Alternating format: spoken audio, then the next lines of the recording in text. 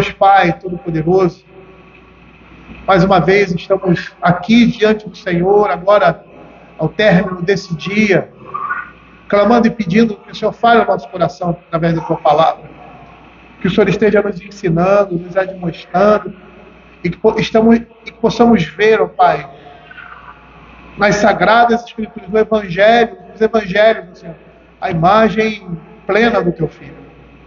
Fala ao coração da Tua igreja, Senhor. Vai além das nossas capacidades, é o que nós pedimos, em nome de Jesus. Amém. Queridos, vamos abrir a palavra do Senhor em Marcos, capítulo 3. Agora do verso 28 a 30, eu farei toda a leitura a partir do verso 22 até o verso 30, porque eles estão totalmente ligados. Diz assim a Escritura: os escribas que haviam descido de Jerusalém diziam: está possesso de Beelzebul, e é pelo maior dos demônios que espera os demônios. Então, convocando Jesus, lhes disse, por meio de parábolas: como pode Satanás expelir a Satanás? Se um reino estiver dividido contra si mesmo, tal reino não pode subsistir. Se uma casa estiver dividida contra si mesmo, tal casa não pode subsistir. Se, pois, Satanás se levantou contra si mesmo e está dividido, não pode subsistir, mas perece.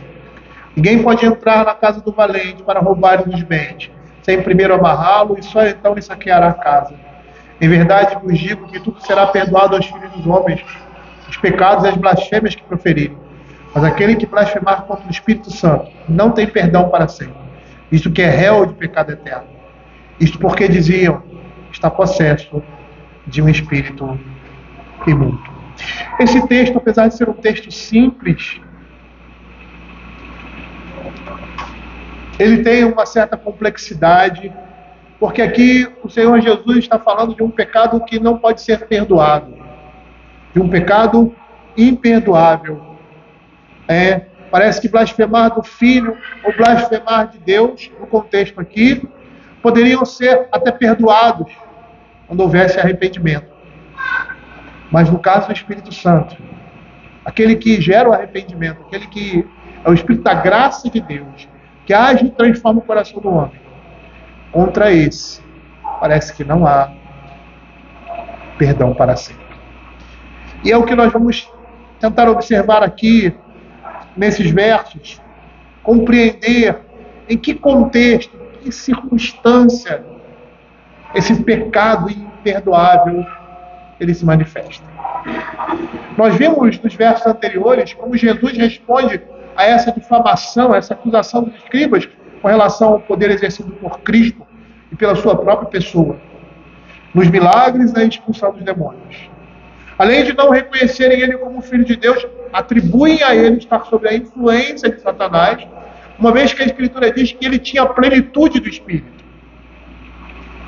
E na última exposição havíamos seguido a divisão que William Hendricks faz, que é uma divisão lógica, quanto à resposta do Senhor Jesus, da seguinte forma: nos versos 23 a 26, nós vimos a refutação da acusação. No verso 27, nós vimos a explicação da expulsão demoníaca e dos outros milagres praticados por Jesus. Era o poder de Deus, era o reino de Deus que estava avançando. E por último, uma exortação. E é nesses últimos versos, os versos 28 a 30, que nós iremos finalizar essa narrativa desse fato específico no ministério de Jesus, na proclamação do Evangelho, na proclamação do reino de Deus. E aí o verso 28 diz assim: em verdade vos digo que tudo será perdoado aos filhos dos homens, os pecados e as blasfêmias que proferirem. Mas aquele que blasfemar contra o Espírito Santo não tem perdão para sempre, visto que é réu de pecado eterno. A primeira coisa que nós precisamos observar aqui é o pronunciamento que o Senhor Jesus faz. Um pronunciamento solene que se segue aos fatos ocorridos nos versos anteriores.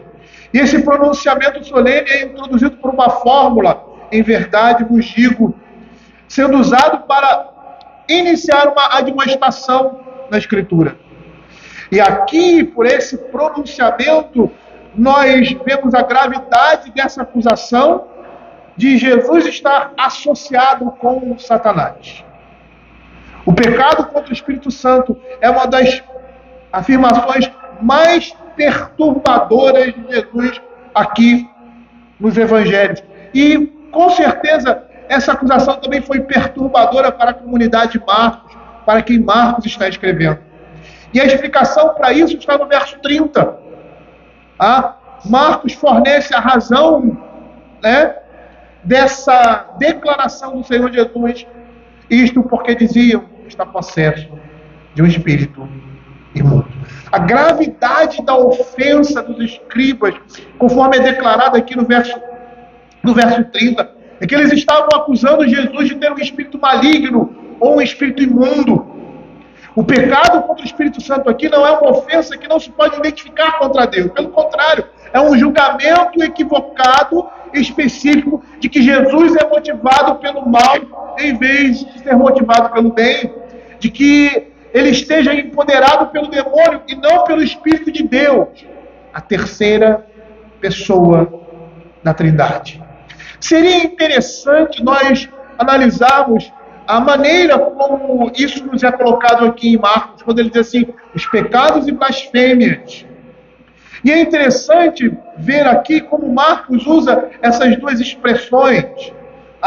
No original, pecados aqui é uma palavra que nós geralmente conhecemos, amartia, mas não, aqui pecado é amartema.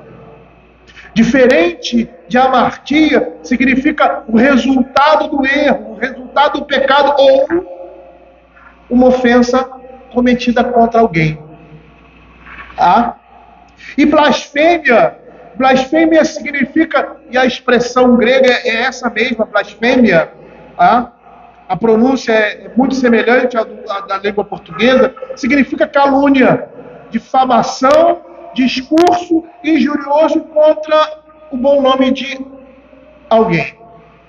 Então, parece que pecado e blasfêmia seria aí, como nós chamamos, uma construção muito própria da língua hebraica, que geralmente nós vemos a escritura de uma repetição de duas palavras com o mesmo sentido ou sentidos aproximados. Então, na realidade, pecado e blasfêmia aí estariam falando a mesma coisa. Como geralmente o apóstolo Paulo usa muito essas expressões, firmes, inabaláveis. São expressões semelhantes, que estão relacionadas, estão próximas, e uma acrescenta um significado a mais do que a outra, tendo até o mesmo sentido. Então, blasfemar aqui contra o Espírito Santo, que nós estamos vendo, é um pecado imperdoável. E é interessante nós voltarmos e termos uma noção do que significa esse pecado imperdoável em toda a Escritura. Nos círculos judaicos, o pecado imperdoável é um pecado cometido conscientemente. Guardem essa expressão. Um pecado cometido conscientemente, especialmente a profanação do nome de Deus. Abra aí Números capítulo 15, verso 30 e 31. E nesse círculo judaico, no pensamento judaico, a fonte para essa afirmação esse pensamento estava aqui também. Não somente aqui em outros textos, mas em Números capítulo 15, verso 30 e 31. Ele diz assim: mas a pessoa que fizer alguma coisa atrevidamente, ou seja, de forma ousada, de forma consciente, quer seja dos naturais, quer seja dos estrangeiros, injuria, blasfema ao Senhor. Tal pessoa será eliminada do seu povo, pois desprezou a palavra do Senhor e violou o seu mandamento. Será eliminada essa pessoa e a sua iniquidade será sobre ela. A ideia é que qualquer pessoa que quebrasse o mandamento do Senhor de forma atrevida, de forma consciente, de forma ousada, sem qualquer medo ou qualquer sentimento de submissão, não demonstrando nenhum respeito, seria eliminada no meio do povo, sofreria morte súbita às mãos de Deus, especialmente a profanação do seu nome. E nós vemos isso em Levíticos capítulo 24, verso 15 e 16.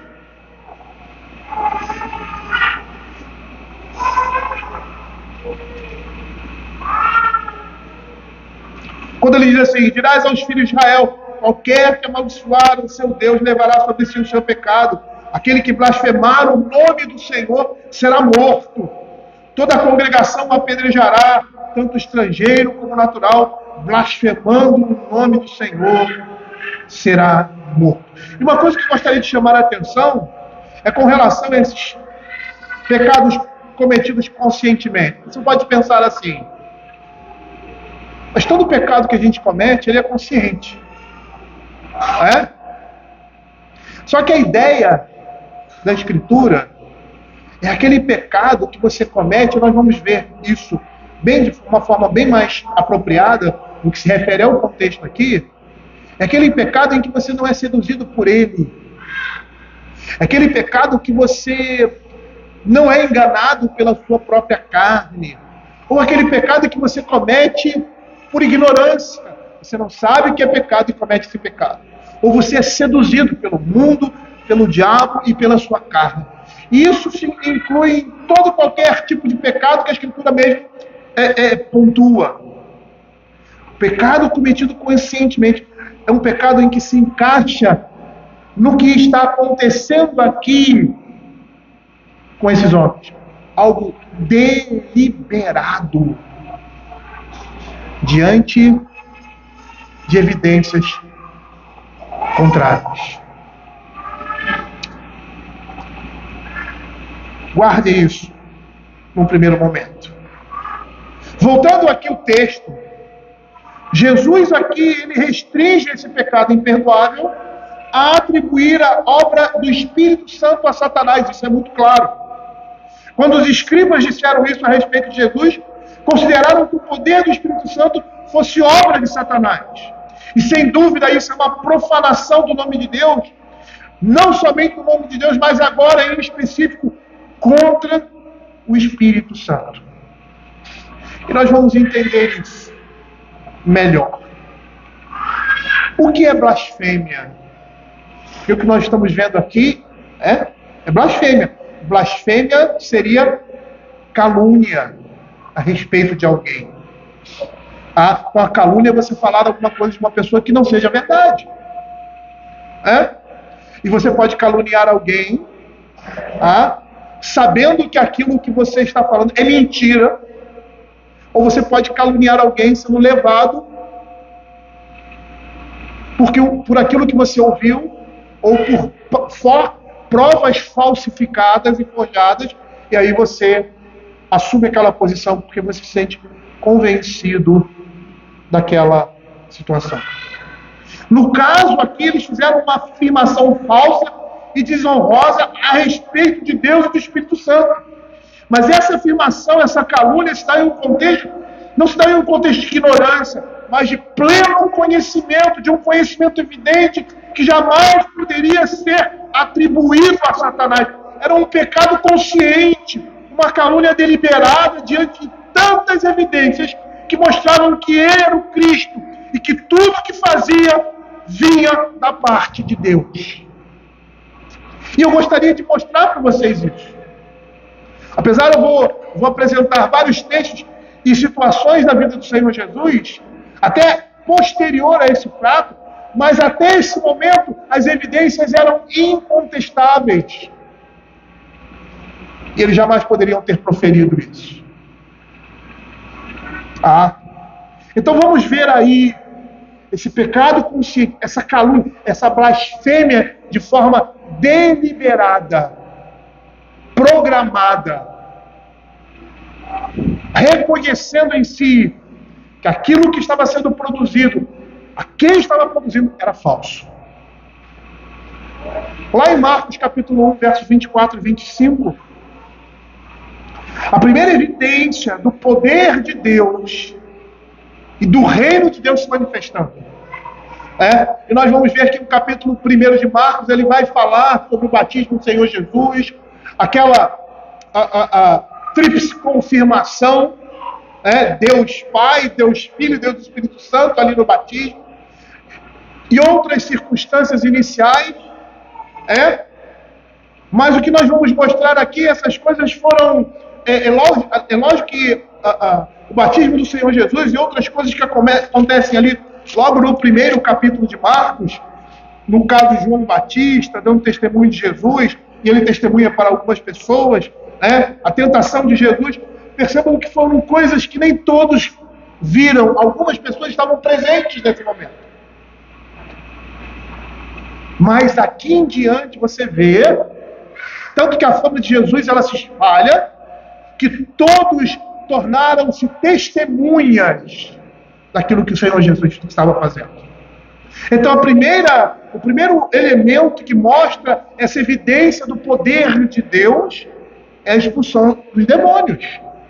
E aqui no capítulo Marcos, capítulo 1, verso 24, 25, nessa descrição ele diz assim: que temos nós contigo, demônio respondendo, Jesus Nazareno, vieste para perder-nos, bem sei que és dos santos de Deus. Mas Jesus repreendeu e disse: cala-te e sai desse homem. E todas as vezes que ele se encontrava com um homem que estava endemoniado, esses demônios tremiam diante dele. Tinham medo, tinham pânico, tinham pavor daquele que estava ali presente. Aí nós passamos para Marcos capítulo 2, versos 10 a 11. A cura de um paralítico como evidência do perdão dos pecados. E aí o Senhor Jesus diz assim, ele cura primeiro, ele perdoa os pecados primeiro, e depois cura aquele homem, e junta uma coisa com a outra, dizendo assim, o poder que eu tenho para curar é o mesmo poder que eu tenho para perdoar pecados, porque ele era Deus. E aí no verso 10 e 11 do capítulo 2 diz assim: ora, para que saibais que o Filho do Homem tem sobre a terra autoridade para perdoar o pecado, disse ao paralítico: eu te mando, levanta, toma o teu leito e vai para a tua casa. Ele diz: o que é mais fácil fazer? Na prática, o que é mais fácil fazer? E aí ele mostra o poder dele. Lá em João capítulo 9, verso 28 a 34, nós vemos a cura de um cego de nascença, e nesse diálogo, você percebe que a situação desses homens, ou desses escribas, ou desses que se opunham a Jesus, era uma situação patética. Até mesmo diante do povo, até mesmo das pessoas que não conheciam a lei, os profetas e a palavra de Deus que apontava para Cristo. Veja aqui no verso 28 a 34. Então o injuriaram, os discípulos, os fariseus, os escribas, e lhe disseram: discípulo dele és tu, mas nós somos discípulos de Moisés. Parece aqui aquela atitude daquela criança, né, que você diz assim, você não consegue. Ah, eu consigo. Não consegue. Gosto de implicar, eu consigo, não consigo. Aí a criança chora. Esse parece o quadro, né? Porque esse cego de nascer, esse homem que foi curado, ele diz assim: vocês são discípulos? Não, nós não somos, e tal. Eles praguejam. Aí continua: sabemos que Deus falou a Moisés, mas este nem sempre sabemos de onde é. Olha o que o homem responde. Responderam os homens: isto é de se estragar, que vós não saibais de onde ele é, e contudo me abriu os olhos. Sabemos que Deus não atende a pecadores, mas pelo contrário, se alguém teme a Deus e pratica a sua vontade, a este atende. Desde que há mundo, jamais se ouviu que alguém tenha aberto os olhos a um cego de nascença. Se este homem não fosse de Deus, nada poderia ter feito. Mas eles retrucaram: tu és nascido todo em pecado e nos ensinas a nós? E o expulsaram da sinagoga. Era notório que o poder de Deus estava sendo manifestado na pessoa de Cristo. Mas veja um outro relato agora em Marcos capítulo 5, verso 35, 41 e 42, a ressurreição da filha de Lázaro. Veja o que o texto vai dizer. Falava ele ainda quando chegaram alguns da casa do chefe da sinagoga, Marcos 5, 35. A quem disseram: tua filha já morreu, por que ainda se incomodas o mestre? Aí o verso 41 e 42, não vou relatar tudo o que aconteceu, mas o Senhor disse que ia curá-la, ia trazê-la à vida. E aí ele vai à casa desse homem, tomando-a pela mão, disse: Talita cumi, que quer dizer: menina, eu te mando, levanta-te. Imediatamente a menina se levantou e pôs-se a andar, pois tinha 12 anos. Então ficaram todos sobremaneira admirados.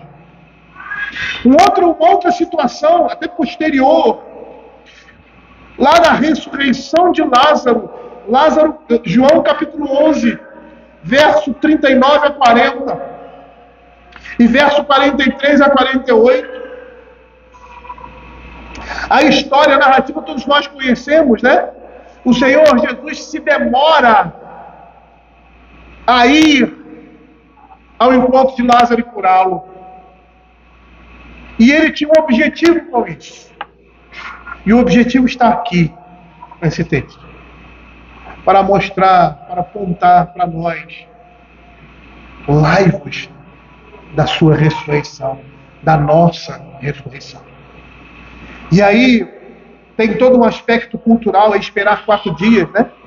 Que antigamente, muitas pessoas, eu não sei se vocês conhecem isso, os cemitérios tinham um sininho, porque naquele tempo, algumas pessoas que morriam, elas tinham um tipo de uma doença que era muito comum e ainda existe hoje em dia. Que hoje um médico, para atestar a morte de alguém, ele vê esse aspecto também. A pessoa parecer que está morta, mas não está, como se estivesse. E as pessoas enterravam as pessoas, e depois, quando tiravam os seus túmulos, viam os seus caixões arranhados, batidos, que a pessoa despertava ali dentro. E tinha um sininho, que se essa pessoa tocasse esse sino, quer dizer, se ela não tivesse morrido, ela estivesse, eu não sei se é catalepsia, o nome da doença, ou da situação. E aí a pessoa, iam coveiro, as pessoas iam lá, desenterravam e tiravam aquela pessoa porque estava viva. O Senhor espera esse período de tempo. A Escritura diz que ele já cheirava mal, já estava em estado de putrefação. E ele diz assim: tirai a pedra. Disse-lhe Marta, irmã do morto: Senhor, já cheira mal, porque já é de 4 dias. Respondeu-lhe Jesus: não te disse eu que, se crês, verás a glória de Deus?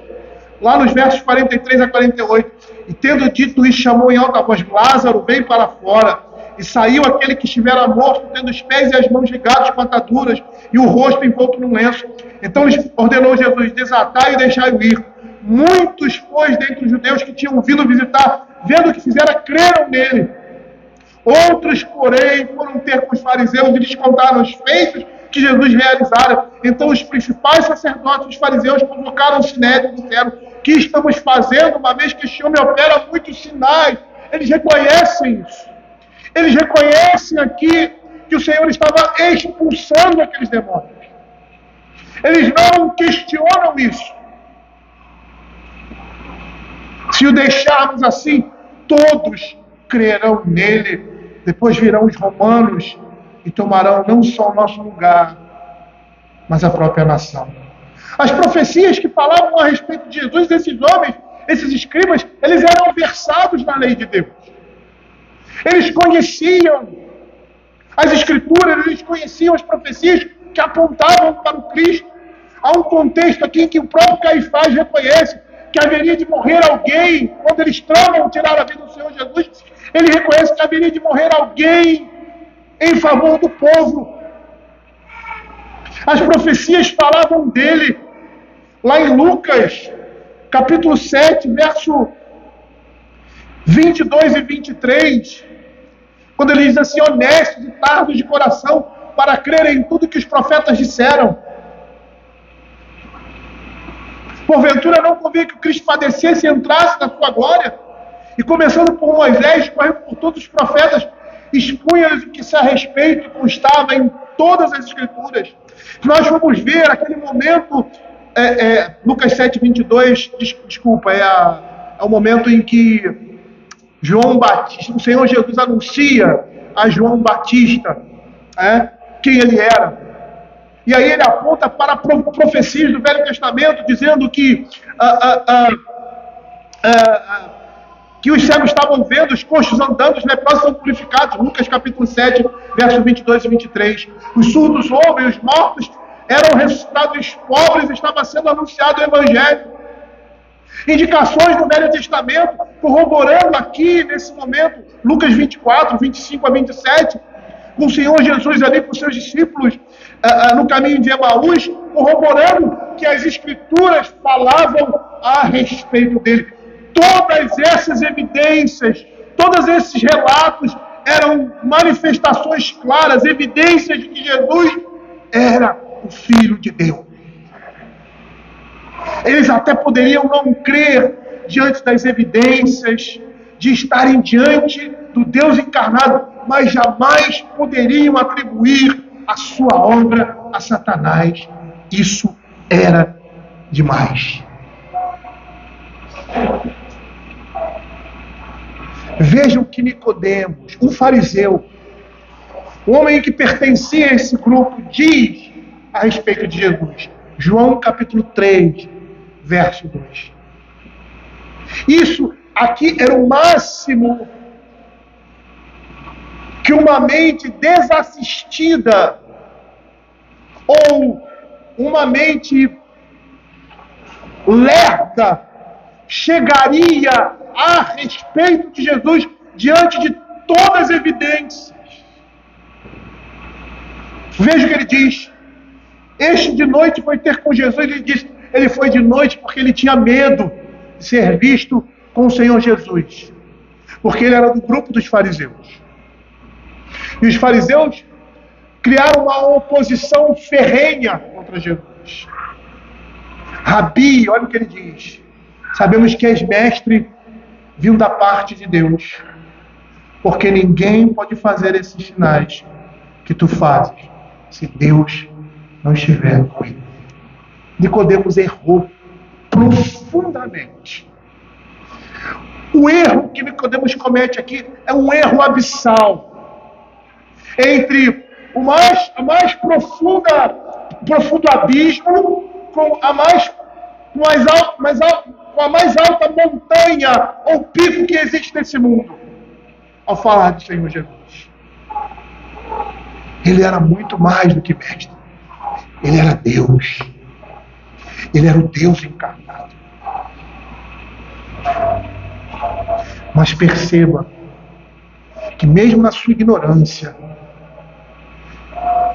ele consegue perceber que aquilo que o Senhor Jesus fazia vinha da parte de Deus.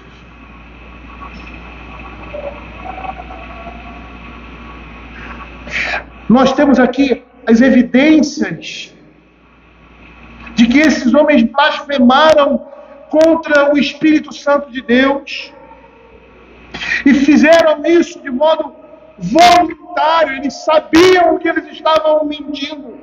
E a evidência máxima de que esses que blasfemaram contra o Espírito estavam em franca apostasia foi a própria ressurreição de Cristo. Aquilo que para nós é a nossa esperança, aquilo que para nós é o fundamento da nossa fé, para eles demonstrava a sua decadência e o seu desastre moral e espiritual. Veja Mateus capítulo 28, verso de 11 a 15.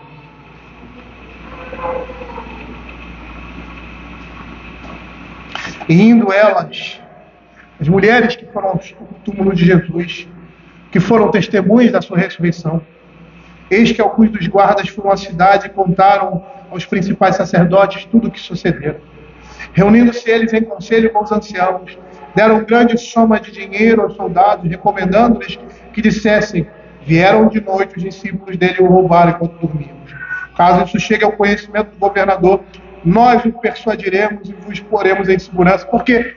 Porque um guarda romano, quando perde a pessoa que ele está guardando, alguma coisa que ele está guardando, ele é morto. Então esses homens aí estavam em perigo de morte. Mas o que eles fizeram? Nós vamos dar um jeitinho, deixe conosco. Eles, recebendo dinheiro, fizeram como estavam instruídos. E esta versão de que os discípulos do Senhor Jesus divulgou-se entre os judeus. até o dia em que Marcos estava escrevendo essa carta. Provavelmente no ano 60, 50 da era cristã. O que esses homens declaram a respeito de Jesus representa um pecado consciente, ou seja, eles sabiam que não era verdade o que diziam. Seria um pecado cometido atrevidamente, ou seja, deliberadamente, diante de uma irrefutável evidência do poder de Deus. Seria o oposto de um pecado cometido involuntariamente, ou por ignorância, ou por fraqueza. Esse era um pecado consciente, deliberado. Deliberado significa dizer que decidiram, após reflexões e consultas, em contrário do que dizia afirmar a respeito de Jesus, ou seja, do Espírito Santo. Eu gostaria de fazer até uma comparação, porque é isso que geralmente acontece no mundo. A calúnia, a blasfêmia é uma calúnia contra Deus.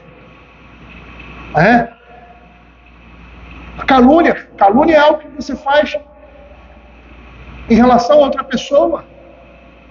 Eu aqui não estou querendo defender nenhum político A, nenhum político B, mas o que fizeram com o presidente da República, chamando-o de genocida. As pessoas que inventaram isso, elas inventaram, o mentor disso inventou sabendo que era mentira. Porque o genocida é aquele que quer exterminar uma nação e um povo. Genocídio e genocida são duas coisas distintas. Porque você pode, por um motivo ou outro, cometer um genocídio ou acontecer um genocídio onde uma população, um povo se desaparece por algum intento, por alguma coisa que faz com que essas pessoas morram, e uma pessoa que tem intenção disso, que está acontecendo, por exemplo, lá em Israel, apesar de não ter sido um genocídio, mas aquelas pessoas, o Hamas, os palestinos, que representam essas ideias e têm essa postura, são os genocidas, porque eles querem exterminar os judeus.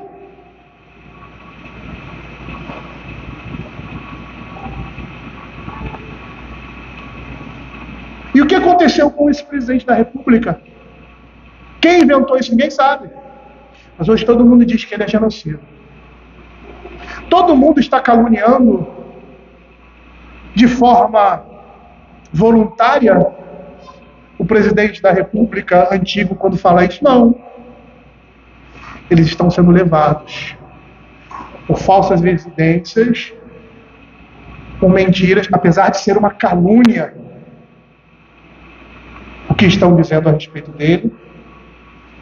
Qualquer pessoa do povo diz a respeito dele nesse sentido, é uma calúnia. Mas não é uma calúnia deliberada. Eles foram levados a isso. O maior pecado tem quem inventou isso a respeito dessa pessoa. Era isso que esses escribas estavam querendo fazer. Era isso que eles fizeram. Vamos caluniar o Senhor Jesus. Isso estavam blasfemando contra o Espírito Santo, porque estavam indo diretamente contra ele, porque era o poder de Deus, o Espírito que estava sendo praticado ali. Era o Deus da Trindade, era a terceira pessoa da Trindade ali. Era aquele que convence e transforma o coração dos homens. É aquele que muda o coração e a disposição de uma pessoa. É aquele que age no coração para transformar, para mudar. É contra ele o pecado.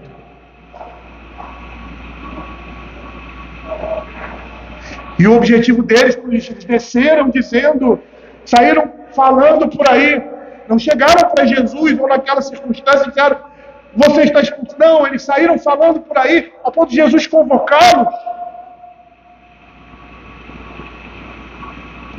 Eles deliberadamente inventam para que a reputação de Jesus e o seu ministério fossem desacreditados e rejeitados. Blasfemaram com isso contra o Espírito Santo e estavam em franca apostasia. Porque ao fazerem isso demonstravam nenhum temor a Deus.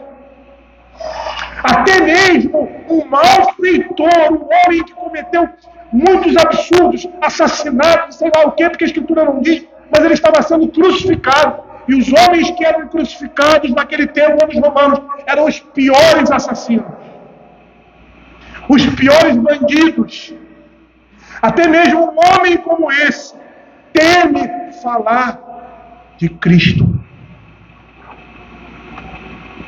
E nós temos esse relato em Lucas capítulo 23, verso 39 a 43. Quando diz assim: um dos malfeitores crucificados blasfemava contra ele, dizendo: não és tu o Cristo? Salva-te a ti mesmo e a nós também. Respondendo-lhe, porém, o outro dizendo: nem ao menos teme a Deus, estando sob igual sentença? Nós, na verdade, com justiça, porque recebemos o castigo que os nossos atos merecem, mas este nenhum mal fez. E nós sabemos qual é o desfecho dessa história. A Escritura aqui está dizendo que até a blasfêmia contra o Senhor Jesus seria perdoada, se houvesse arrependimento, é claro, como qualquer outro pecado contra Deus, mas não contra o Espírito Santo. Nós poderíamos dizer que a blasfêmia desses homens seria um resultado da sua apostasia. E aí você está, pastor, você está acrescentando coisas, estou. Porque uma coisa leva a outra.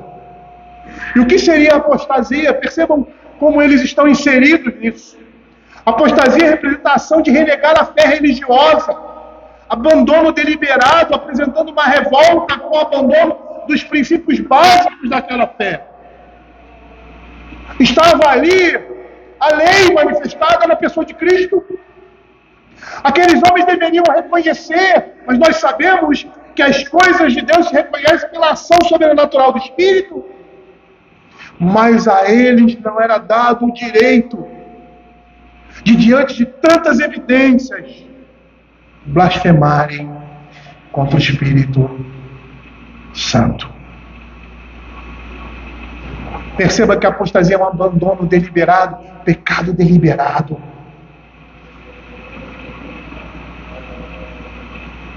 A dissolução de qualquer vínculo sério com Deus e com Cristo. Paralelamente, a apostasia, paralelamente a isso, a rebeldia e a hostilidade para com esses vínculos. Ou seja, o que é apostasia? Apostasia é renegar a fé e odiar essa fé. E se lançar contra ela.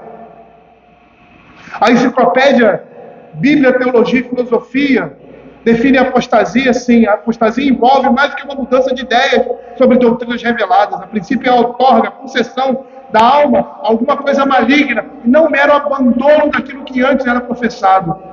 A blasfêmia contra o Espírito Santo está associada a isso. Perceba que tanto o pecado contra o Espírito Santo quanto a apostasia apresentam um pecado consciente ou deliberado como um ponto de interseção. E por que ligar a blasfêmia contra o Espírito Santo com a apostasia? Porque o Novo Testamento contém advertências severas a respeito da impossibilidade de perdão em caso de apostasia deliberada. Abra Hebreus capítulo 10, verso 26 a 29. Veja o que a Escritura vai dizer.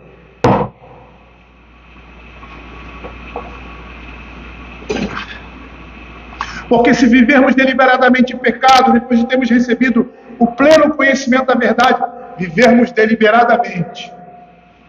Já não resta sacrifício pelos pecados.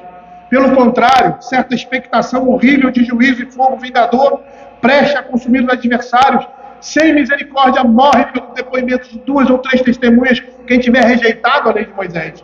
De quanto mais severo castigo julgais, mais ser considerado digno aquele que calcou os pés, o Filho de Deus, e profanou o sangue da aliança, com o qual foi santificado e ultrajou o Espírito da graça. Veja o que Hebreus capítulo 6, verso de 1 a 4, vai nos dizer. É uma questão como essa, é impossível renová-los para o arrependimento, Hebreus vai dizer no verso 4, capítulo 6. A renúncia da palavra de Deus é o que está ali naquele contexto. A extinção da luz que uma vez provaram. se negando a provar o dom celestial, desistindo de participar do Espírito Santo. São elementos que estão presentes, tanto em Hebreus capítulo 6, como aqui, na atitude dos escribas e autoridade da lei, e por fim, não demonstrando arrependimento algum. Veja o que o verso 29 vai dizer: é réu de pecado eterno.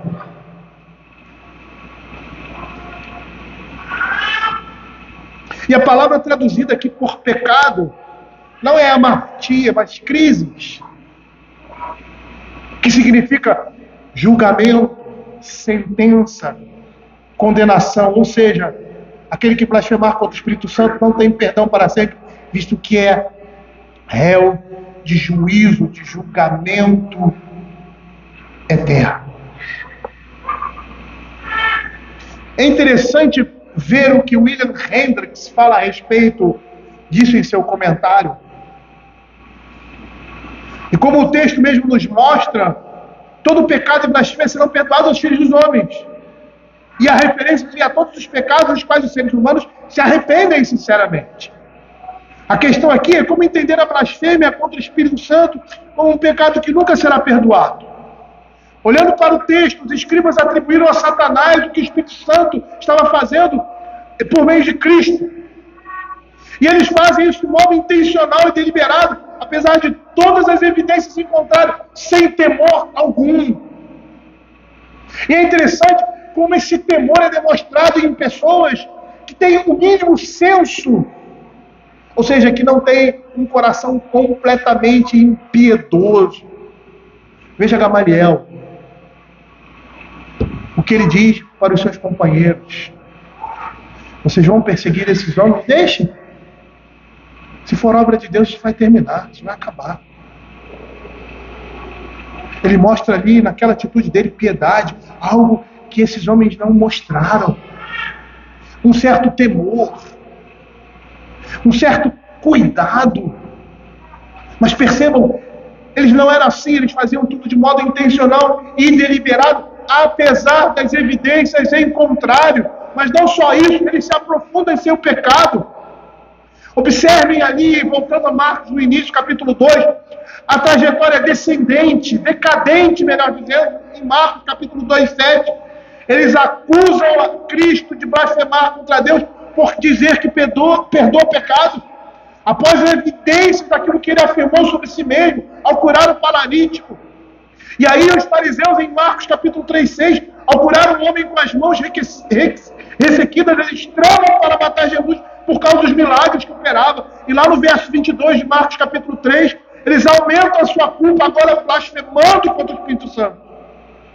Uma coisa estava faltando entre esses religiosos aqui, era a genuína tristeza pelo pecado cometido. Eles substituíram a penitência pela insensibilidade, a confissão pela intriga.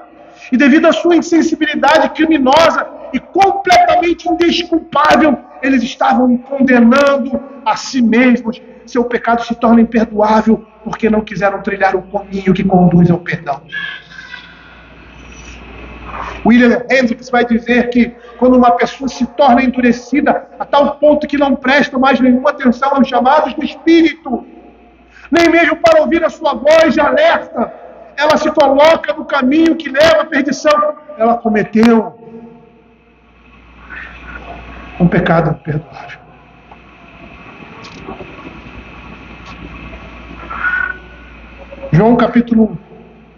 João capítulo 5, verso 16. Nós vemos menção desses pecados, ou do pecado imperdoável. Quando ele diz assim: se alguém vir a seu irmão cometendo pecado, não para a morte, pedirá e Deus lhe dará vida aos que não pecam para a morte. Há pecado para a morte, e por isso não digo que rogue. Em Hebreus capítulo 6, verso de 4 a 8, quando ele diz assim: é impossível pois que aqueles que uma vez foram iluminados, impossível, e provaram o dom celestial e se tornaram participantes do Espírito, e provaram a boa palavra de Deus, os poderes do mundo vindouro, e caíram, sim, é impossível outra vez renová-los para arrependimento, visto que de novo estão crucificando para si mesmos o Filho de Deus e expondo a ignomínia. Porque a terra que absorve a chuva, que frequentemente cai sobre ela e produz erva útil para aqueles por quem é também cultivada, recebe bênção da parte de Deus, mas se produz espinhos e abrolhos, ela é rejeitada e perto está da maldição, e o seu fim é ser queimado. Quando nós olhamos isso aqui, nós podemos ver, diante de toda a Escritura, que para qualquer um que seja verdadeiramente penitente, não vai importar a gravidade do seu pecado vergonhoso. Não há nenhuma razão de desespero, porque Deus te mostra misericordioso, bondoso. Lá em Isaías, capítulo 44, versos 21 e 22, ele diz assim: lembra-te dessas coisas, ó Jacó, ó Israel, porquanto és meu servo, eu te formei. Tu és meu servo, ó Israel, não me esquecerei de ti. Desfaço as tuas transgressões como a neve e os teus pecados como a nuvem, torna-te para mim, porque eu te remi. Isaías 55, versos 6 e 7, ele diz assim: deixa o perverso seu caminho, o iníquo seus pensamentos, converta-se ao Senhor, que compadecerá dele, e volte para o nosso Deus, porque é rico em perdoar. Há sempre o perdão de Deus, a misericórdia de Deus, que alcança o pecador penitente. Mas, por outro lado, não há nenhuma desculpa para a indiferença. E essa indiferença que desemboca na blasfêmia, na apostasia, na blasfêmia contra o Espírito, na apostasia, é o resultado do progresso gradual do pecado. É o entristecimento do Espírito que Paulo fala em Efésios capítulo 4, verso 30, provocado pela impenitência, que conduz à resistência ao Espírito, que Estevão, em Atos capítulo 7, verso 51, ele vai dizer: homens de dura cerviz, incircuncisos de coração e de ouvido, vós sempre resistis ao Espírito Santo, assim como fizeram vossos pais, também fazeis vós. Eles estavam vendo o poder de Deus e estavam resistindo, se opondo a Ele. Não era o não crer, pura e simplesmente, porque muitos não creram. Era uma oposição, era um ódio. Por isso Paulo fala que ele é considerado o pior pecador, porque ele fomentou, ele viveu, ele alimentou esse ódio, motivado por uma fé falsa.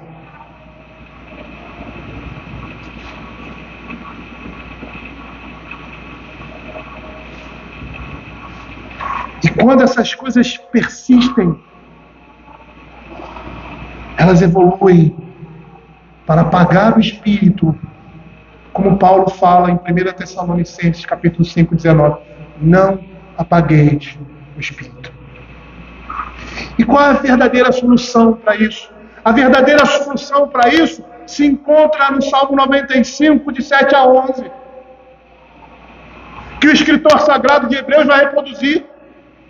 Ele diz assim: se ouvires a sua voz, não endureçais o coração como em Meribá, como no dia de Massá no deserto, quando vossos pais me tentaram, pondo-me à prova, não obstante terem visto as minhas obras. Durante 40 anos estive desgostado com essa geração e disse: é povo de coração transviado que não conhece os meus caminhos, por isso jurei na minha ira, não entrarão no meu descanso. Nós falamos de eleição, nós falamos que Deus escolheu uns e rejeitou outros. E por que Deus rejeitou outros? Por que Deus rejeitou esses homens? Qual o aspecto aí dessa rejeição no homem?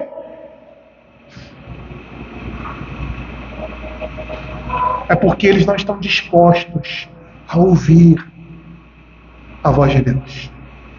Por isso eles são culpados. Se Deus não agir no coração deles, se o Espírito Santo não quebrar essa resistência que é natural, porque o Espírito Santo tem poder para isso, eles vão sempre resistir ao Espírito Santo. E quando nós falamos sobre isso, nós vemos uma situação do Espírito, quando falamos sobre graça especial e graça comum, que convence o homem da justiça e do erro.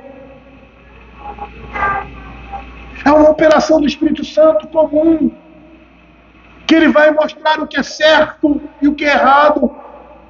O homem que não é provido da graça de Deus, ele não tem a habitação do Espírito Santo, ele sabe discernir aquilo que é certo e que é errado. Por isso que existem as leis.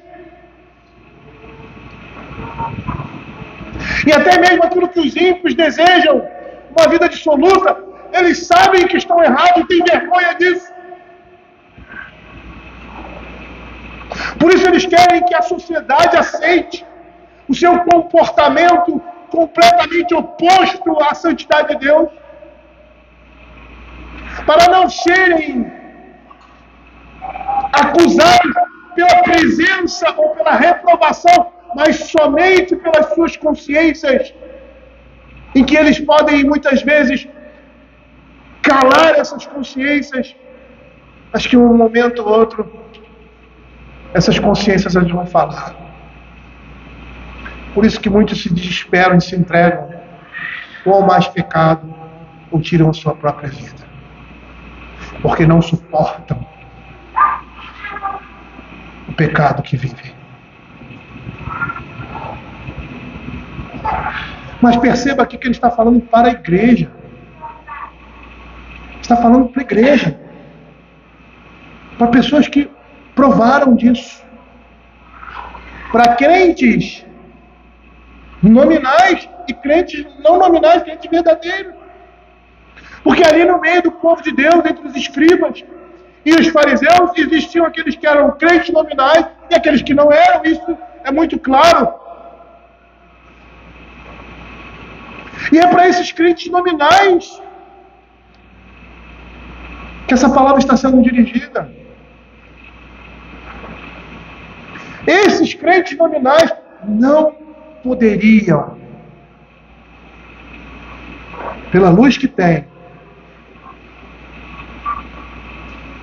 atribuir ao Espírito Santo uma obra do diabo. Eles estão resistindo às evidências que o Espírito Santo está dando. O Espírito que transforma o coração, que muda o coração do homem. Veja o que ele diz: durante 40, não obstante terem visto as minhas obras. Se eu vou ler de novo, se ouvires a sua voz, não endereçar de coração, como em Meribá, como no dia de Massá no deserto, quando vossos pais me tentaram, pondo-me à prova, não obstante terem visto as minhas obras, durante 40 anos eu estive desgostoso com essa geração e disse: é povo de coração transviado, não conhece os meus caminhos, por isso jurei, não entrarão no meu descanso. E não entraram, morreram. Por quê? Porque endureceram o seu coração. O escritor de Hebreus vai falar de uma situação semelhante. Hebreus capítulo 3, 7 a 11, ele reitera isso e diz assim: assim, pois, como diz o Espírito Santo, hoje, se ouvires a sua voz, não endureçais o vosso coração, como foi na provocação no dia da tentação no deserto, onde os vossos pais me tentaram, pondo-me à prova, e viram as minhas obras por 40 anos. Por isso me indignei contra essa geração e disse: estes sempre erram no coração, mas eles também não conheceram os meus caminhos. Assim jurei na minha ira, não entrarão no meu descanso. Isso ele estava falando por quê? Porque eles estavam prontos ali, na igreja dos Hebreus, a praticarem o mesmo pecado, a apostatarem de Deus e a resistirem ao Espírito Santo quando estava falando à igreja. James Edward, comentando essa essa narrativa, ele diz que há menos possibilidade de pecadores e publicanos praticarem esse pecado que os indivíduos religiosos e morais. Ele diz que a perversidade representa um problema menor para a graça de Deus do que o orgulho e o sentimento de justeza moral, como os escribas estavam demonstrando. Por isso essa oposição tão ferrenha do Senhor Jesus.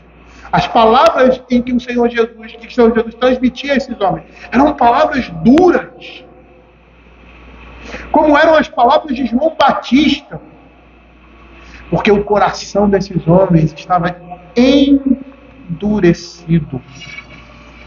E ele diz que segundo esse autor, a técnica usada, como nós falamos, do sanduíche, entre esses dois episódios, um relacionado à vida do Senhor, à família do Senhor Jesus e aos seus seguidores, é um lembrete solene de que o perigo que está diante dos mestres da lei poderia também ser um perigo para os discípulos de Cristo, uma vez que seus próprios familiares não acreditavam nele. Não chegaram ao ponto desses homens, mas dizer está louco. E aí a ideia, segundo esse autor, é que é um paradigma de um perigo similar diante dos discípulos de Cristo. E aí ele vai dizer que os confidentes mais próximos de Jesus são tão passíveis de julgar equivocadamente e rejeitar Jesus quanto os mestres da lei. E aqui teríamos um alerta.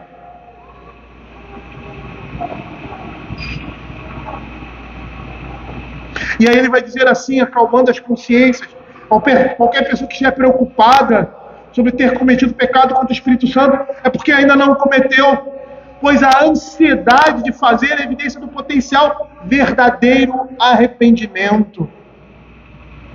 Por quê? Porque todos os que vão de coração sincero e contrito diante do Senhor são perdoados. Ele é como um Pai amoroso, jamais rejeita seus filhos.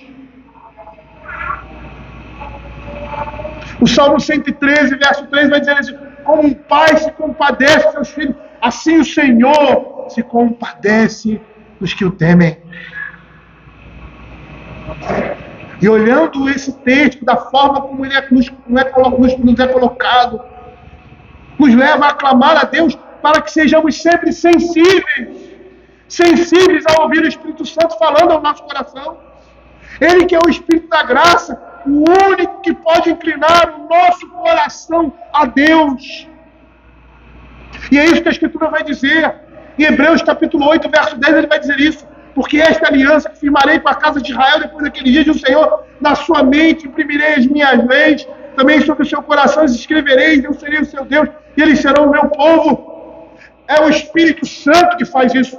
É a terceira pessoa da Trindade. Se ouvirmos a voz do Espírito, não devemos endurecer o nosso coração, mas inclinar o nosso coração a Ele. Esse deve ser a nossa oração. Senhor, inclina o meu coração a Ti.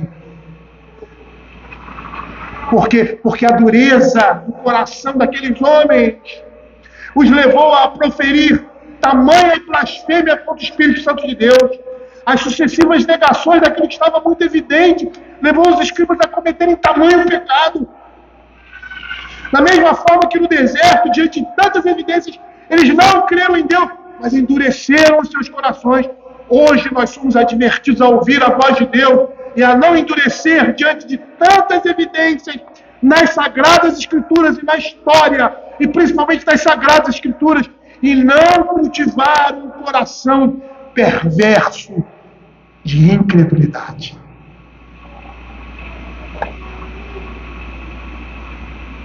É isso que Hebreus vai dizer no capítulo 3, no verso 7 a 12, quando diz assim: assim, pois, como diz o Espírito Santo, hoje, se ouvires a sua voz, não endureçais o vosso coração, como foi na provocação no dia da tentação do deserto, onde vossos pais me tentaram, pondo-me à prova, e viram as minhas obras por 40 anos. Nós temos que tomar muito cuidado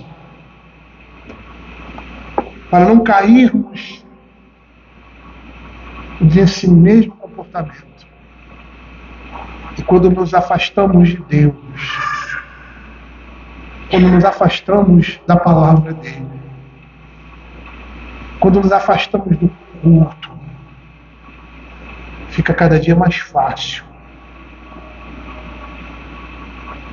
não considerar quem ele é, o seu poder.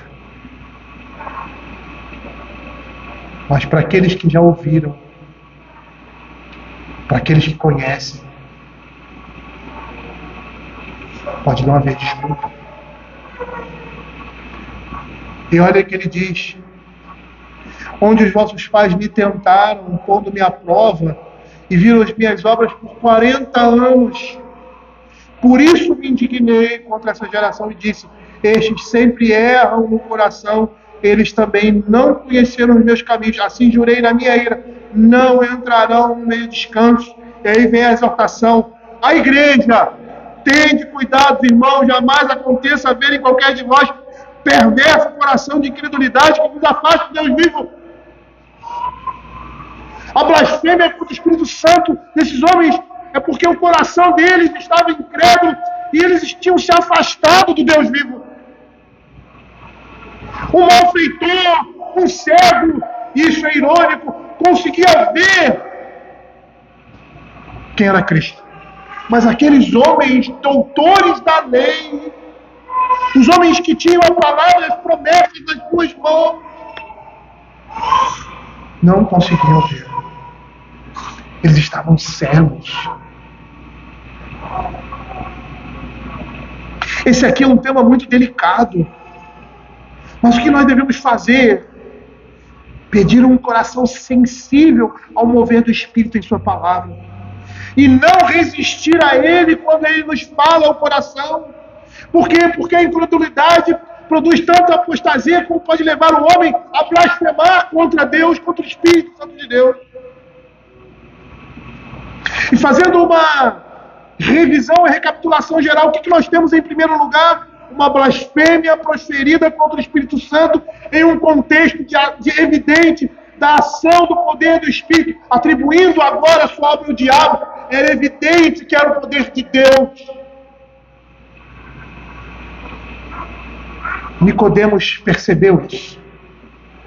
Não conseguiu ver que era Deus encarnado. O que um cego no meio do caminho conseguiu perceber: filho de Davi, tem misericórdia de mim. Ele estava evocando a promessa de Deus naquele que viria. Como Simeão, agora pode despedir-me, porque eu vi nas minhas mãos a salvação de Deus para todos os povos. Ele não conseguiu ver isso, tendo Cristo ali manifestado.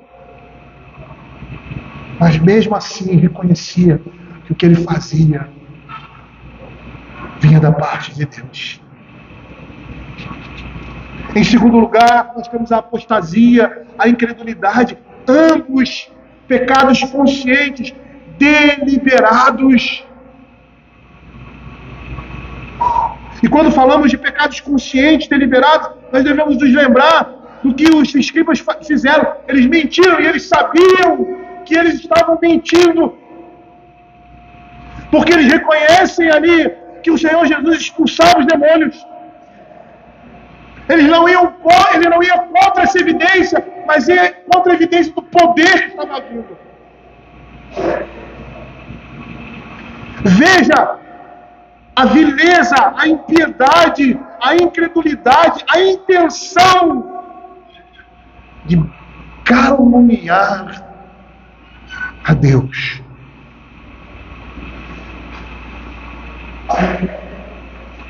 E essa apostasia que está presente aqui se caracteriza por uma revolta e total desprezo, uma oposição que antes havia sido a sua fé, agora ele se volta contra ela.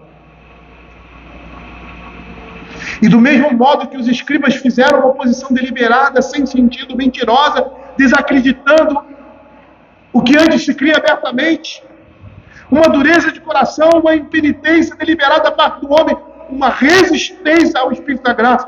Por isso a Escritura vai dizer: se ouvires a sua voz, não endureçais o vosso coração. E essa é uma palavra que se dirige à igreja, aos que foram iluminados, aos que provaram o dom celestial, aos que se tornaram participantes do Espírito, participaram da comunhão da igreja, viram o Espírito agindo por meio da palavra, eles sentiram isso. Eles evidenciaram as transformações e os dons do Espírito na vida da igreja. Mas eles renegaram todas essas coisas. E esse é o contexto dos crentes hebreus também. Viveram a vida da igreja, foram alimentados com a palavra e provaram da comunhão do Espírito entre o povo de Deus. Eles estavam prestes a apostatar. E parece uma apostasia deliberada, por um motivo torpe, que era paz e tranquilidade. Não seriam mais perseguidos, não seriam mais mortos, não perderiam mais os seus bens, viveriam uma vida tranquila, se renegassem a sua fé. Queridos, esse é um tema complicado, porque esse pecado imperdoável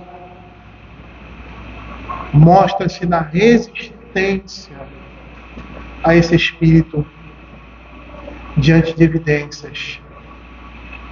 E sabe o que Deus diz? Impossível renová-los para arrependimento. Sabe o que ele quer dizer com isso? Eu não vou renová-los. Eu não vou agir na vida deles. Depois de eles provarem todas essas coisas. E agora apostatarem aquilo que inicialmente eu vi. É isso que a Escritura está dizendo. Esse é um perigo que a igreja viveu, que a igreja pode viver. E que nós temos um remédio para isso. E o remédio é o próprio texto. Hoje, se ouvirem a voz do Espírito, não endureçam o coração de vocês. Sabe como você pode ser sensível ao Espírito? Sabe como? Colocando seu joelho no chão e orando, pedindo a Ele: Senhor, sensibiliza, move meu coração para Ti. É dessa forma que nós podemos nos livrar dessa insensibilidade que faz parte dessa natureza humana, mas que nos leva à completa destruição. Vamos orar.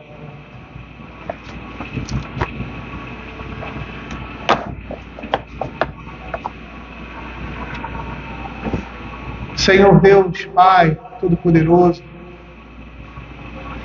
que a Tua palavra, Senhor, preencha, Senhor, todos os espaços do nosso coração. E que o Teu povo saia aqui consolado.